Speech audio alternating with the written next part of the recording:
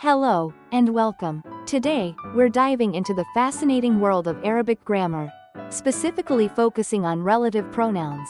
We'll be looking at the G3 level, covering the essentials found on page 40. Get ready to enhance your sentence construction skills. So, what are relative pronouns? They're words that connect a dependent clause to a main clause, adding extra information about a noun. Think of them as bridges, linking two ideas together. In Arabic, we have several key relative pronouns, and we'll focus on some of the most common ones. The stars of the show are alati and alati.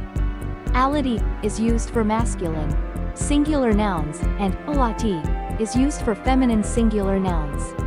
Let's break this down further. Imagine we want to say, the book that is on the table. The word book is masculine in Arabic, so we'd use alati. The sentence structure would become something like, the book alati is on the table. Of course, we'll refine that later. But that gives you the basic idea of alati, linking back to the book. Now, let's look at alati. Suppose we want to say, the girl who is singing. Girl is feminine in Arabic, so we'd use alati. Our sentence structure might look like, the girl alati is singing. Again, we'll work on perfecting the phrasing. But the beauty of relative pronouns doesn't stop with just singular nouns. We also have forms for dual and plural nouns, both masculine and feminine. Learning these is key to unlocking more complex Arabic sentences.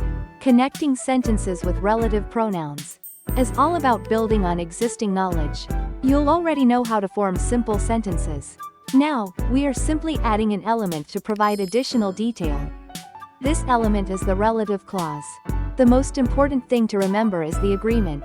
The relative pronoun has to match the noun it refers back to in terms of gender and number. This ensures smooth and accurate communication. Now, let's look at some examples to illustrate the point. First, for alati, using a masculine noun, we could say, the student who is studying is intelligent. Here, alati connects back to the student. Then, for alati, we use a feminine noun. The woman who is cooking is my mother.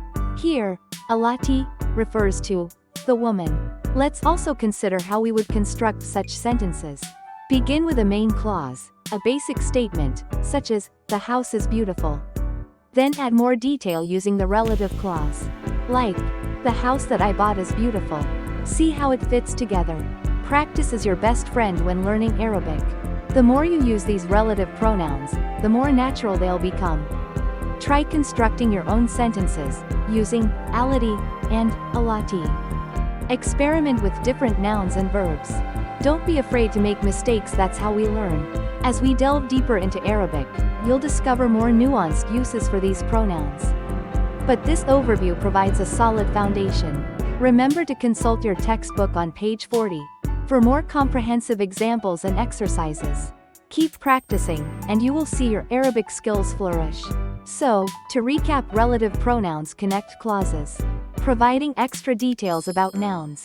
Alati is for masculine, singular nouns, and alati is for feminine singular nouns. Practice, practice, practice. Thank you for joining me today. Keep up the great work, and see you next time.